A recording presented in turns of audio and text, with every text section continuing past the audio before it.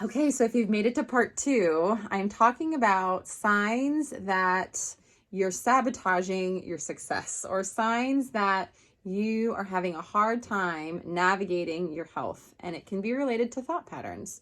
So another thought pattern that can really get in the way is we visualize where we want to be.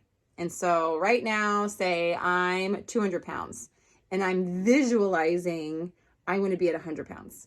And I'm constantly in that vision, and you're out of reality. And some of us have really, really high capacity powered brains, meaning we can be anywhere at any time if we just close our eyes. I am one of those brains where I can visualize or fantasize things that are not in reality really fast. An example would be if I'm wanting to purchase something, I already have the money, I'm already purchasing it, but I don't actually have it in my hand. It's not in the bank account, but in my head, I already have the thing and I'm already using it, I'm already visualizing it, and it happens so fast. In health, we visualize potentially where we used to be. So say you're 40 years old and you're visualizing or fantasizing where you used to be at 20.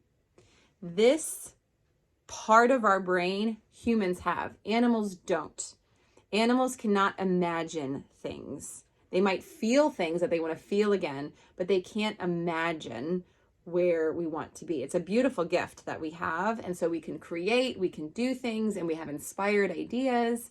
But if you have a creative brain and you're using it to fantasize and actually not create, it's a very dangerous gift, and you want to use it wisely.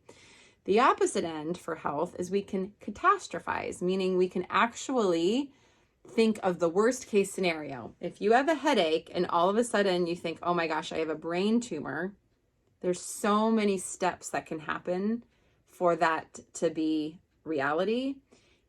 And the catastrophe thought patterns is you can already visualize your deathbed, your funeral, or life with your loved ones without you. And it happens in seconds. And so the catastrophe is you can actually get a sensation.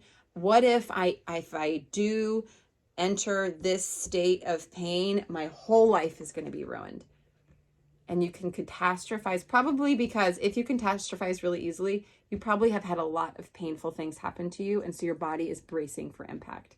So it's not a bad or good thing. I'm not shaming if you catastrophize. And if it feels like I am, that's not my intention. My intention is to be aware, we call this metacognition, be aware of your thought patterns so we can halt them and shift and make new neural patterns so you can experience new outcome from new way of thinking.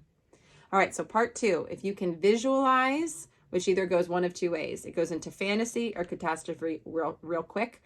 We're going to want to use that creativity and that fantasy or catastrophize wisely for inspired ideas and creation and planning and goal setting. I hope this helps. Follow and subscribe for more.